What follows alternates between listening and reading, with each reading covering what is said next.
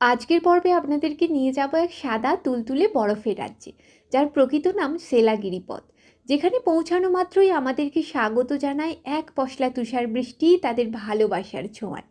সেলাপাস হলো ভারতের অরুণাচল প্রদেশের একটি উচ্চতায় অবস্থিত পর্বত গিরিপথ, যা সমুদ্রপৃষ্ঠ থেকে প্রায় 13,700 ফুট উপরে অবস্থিত। এই গিরিপথটি আপনারা ঘুরে দেখতে পারেন গুয়াহাটি থেকে তাওয়াং যাওয়ার পথে বা তাওয়াং থেকে গুয়াহাটি ফিরে যাওয়ার পথে। যদিও অনেক গাড়ি সেলা টানেল হয়ে এখন তাওয়াং চলে যায়, সেলা টপে আসে না। যদি আপনারা এই জায়গাটি ঘুরে দেখতে চান তাহলে অবশ্যই ড্রাইভারের সাথে আগে থেকে কথা বলে রাখুন।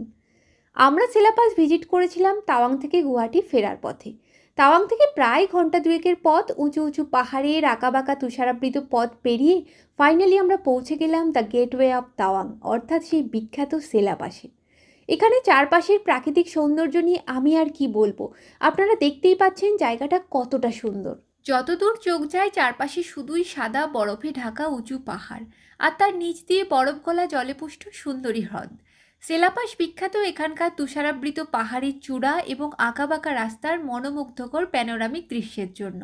এছাড়াও এখানেই রয়েছে সেই সুবিখ্যাত সেলা লেক, যা এই গিরিপথের অন্যতম আকর্ষণ।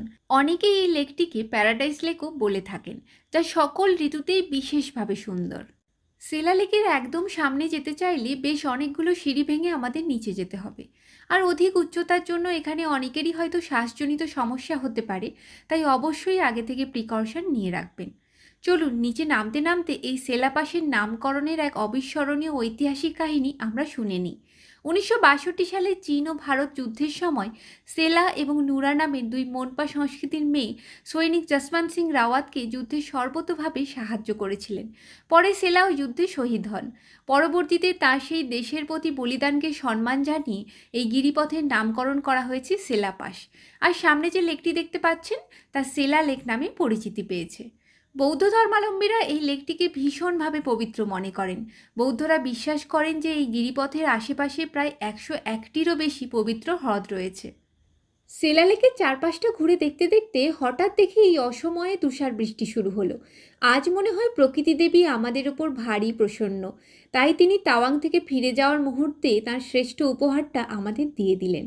আজ এখানে এসে আমরা এক অনন্য অভিজ্ঞতা উপলব্ধি করলাম, আর স্মৃতির খাতায় যোগ করলাম নতুন একটি পাতা। যারাই অরুণাচল প্রদেশের তাওয়াং ভ্রমণে আসবেন অবশ্যই সেলাপাস ঘুরে দেখবেন, আপনাদের খুব ভালো লাগবে। পরিশেষে বলবো, সবাই খুব ভালো থাকুন আর সুস্থ থাকুন, আর সময় সুযোগ করে ঘুরতে বেরিয়ে পড়ুন।